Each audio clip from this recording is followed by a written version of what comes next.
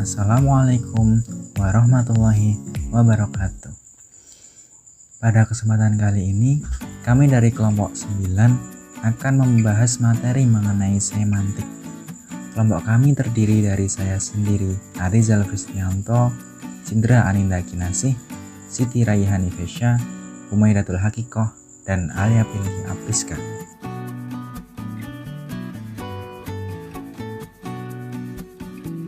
Untuk materi yang akan kami bahas, yang pertama yaitu pengertian semantik itu sendiri, kemudian yang kedua hakikat makna semantik, yang ketiga jenis-jenis makna pada semantik, yang keempat perubahan makna semantik, dan yang kelima relasi makna semantik.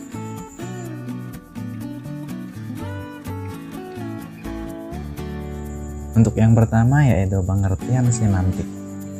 Semantik sendiri merupakan tata bahasa yang berhubungan dengan makna ungkapan dan juga struktur makna. Semantik merupakan sistem dalam penyelidikan makna serta arti dalam suatu bahasa.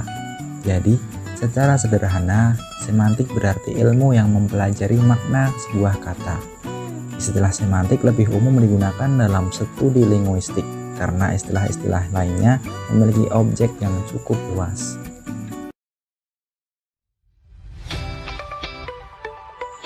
Untuk selanjutnya yaitu hakikat makna semantik.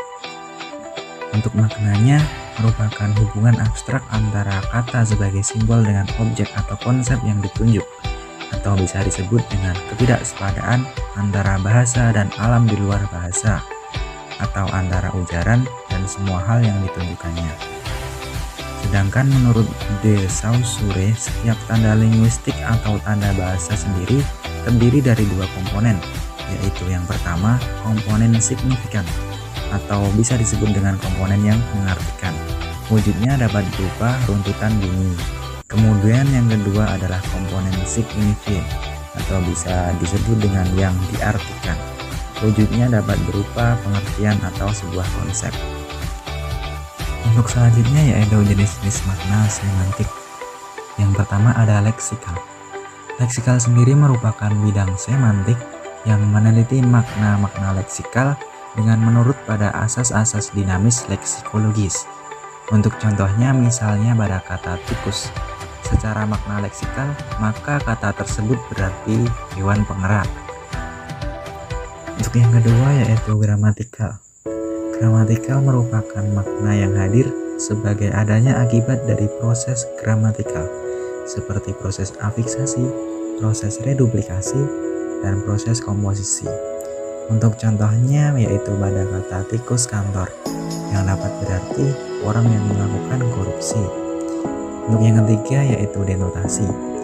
Denotasi merupakan referensi pada suatu hal yang ekstralingual menurut makna kata yang bersangkutan. Untuk contohnya yaitu saya membeli amplop di warung. Untuk yang keempat yaitu konotasi. Konotasi merupakan makna yang dapat muncul pada penuturan akibat penilaian afektif atau perasaan atau secara emosional. Untuk contohnya ada pada kalimat beri saja di amplop, maka persoalannya akan selesai. Jadi mengandung unsur emosional di dalamnya. Untuk yang kelima yaitu komponensial. Komponensial sendiri merupakan analisis semantik leksikal yang berdasar pada unsur-unsur leksikal. Dalam analisis komponensial dibedakan antara komponen, fitur, penanda, dan pembeda yang dirangkai untuk menganalisa seperti pada semantik feature dan semantik property.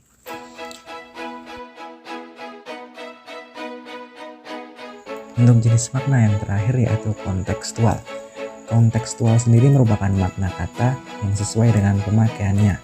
Misalnya saja ketika kita hendak memakai kata mimbar dalam referensinya terhadap sebuah mimbar sebagai makna harfiah atau kata tadi. Pada sisi lain, kata mimbar tadi dapat pula digunakan dalam makna kiasan, seperti tampak pada ungkapan kebebasan mimbar.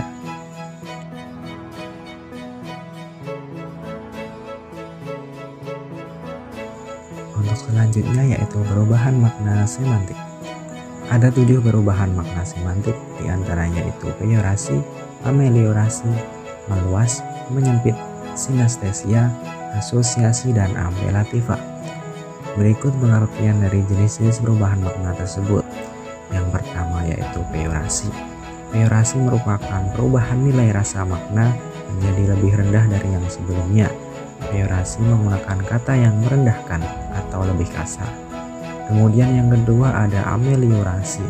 Ameliorasi merupakan perubahan nilai rasa makna kata menjadi lebih tinggi, sehingga lebih hormat dan lebih disukai. Untuk yang ketiga yaitu perubahan makna meluas. Perubahan makna meluas merupakan perubahan makna kata yang semula cakupannya lebih sempit sehingga diperluas lagi. Kemudian yang keempat ada perubahan makna kata menyempit. Perubahan kata makna menyempit merupakan perubahan makna dari yang semula cakupan maknanya luas kini menjadi lebih sempit. Untuk yang kelima yaitu sinestesia. Sinestesia merupakan perubahan makna kata karena adanya pertukaran tanggapan antara dua indera yang berbeda. Kemudian yang keenam ada asosiasi. Asosiasi merupakan perubahan makna karena adanya persamaan sifat atau hubungan makna secara tidak langsung. Maka asosiasi juga dapat digabungkan dengan beberapa unsur berikut ini. Yang pertama yaitu nilai rasa atau memiliki kesan baik atau buruk berdasarkan kata tersebut. Kemudian yang kedua warna, yang ketiga tempat atau lokasi, yang keempat adalah waktu dan peristiwa.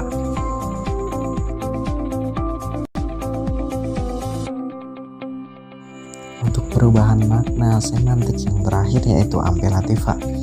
Apelativa merupakan makna yang muncul karena disebabkan oleh beberapa faktor seperti onomatope atau tiruan bunyi. Seperti contohnya yang pertama perbuatan, yang kedua penemu, yang ketiga tempat, yang keempat bahan, dan yang kelima sifat yang menonjol.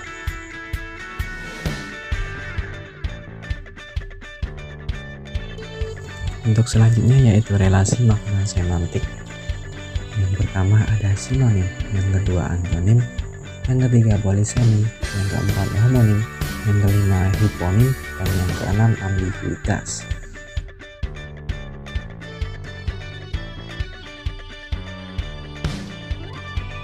Untuk yang pertama yaitu sinonim. Sinonim sendiri secara etimologi, sinonim berasal dari bahasa Yunani kuno yang terdiri dari dua kata, yaitu onoma atau yang berarti nama, dan sim yang berarti sama dengan. Jadi secara harfiah, sinonim dapat diartikan sebagai nama lain untuk benda lain pula. Sedangkan secara semantis, sinonim dapat didefinisikan sebagai ungkapan atau dapat berupa kata, frase, atau kalimat yang maknanya kurang lebih sama dengan makna ungkapan lain. Untuk selanjutnya yaitu antonim. Antonim berasal dari kata onona yang berarti nama dan anti yang berarti melawan dalam bahasa Yunani kuno. Jadi secara harfiah antonim berarti nama lain untuk benda lain pula. Sedangkan secara semantis, antonim dapat diartikan sebagai ungkapan, biasanya kata yang dianggap bermakna kebalikan dari kata ungkapan lainnya.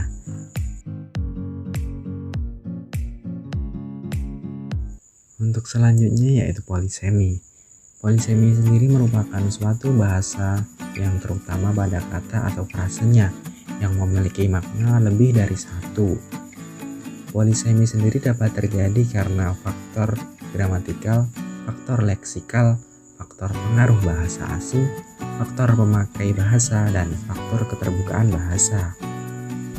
Selanjutnya yaitu homonim. Secara harfiah, homonim dapat diartikan sebagai nama sama untuk benda lain.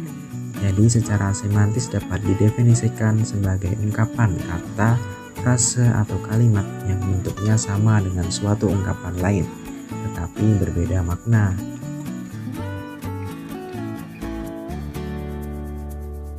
Sedangkan homonim sendiri memiliki berbagai macam. Yang pertama dibedakan berdasarkan tingkat terjadinya, yaitu ada homonim antar kalimat, homonim antar frase, homonim antar kata, dan homonim antar morfem. Sedangkan berdasarkan bentuknya sendiri, homonim dibedakan menjadi homonim yang berhomograf, homonim yang berhomofon, dan homonim yang berholograf dan homofon.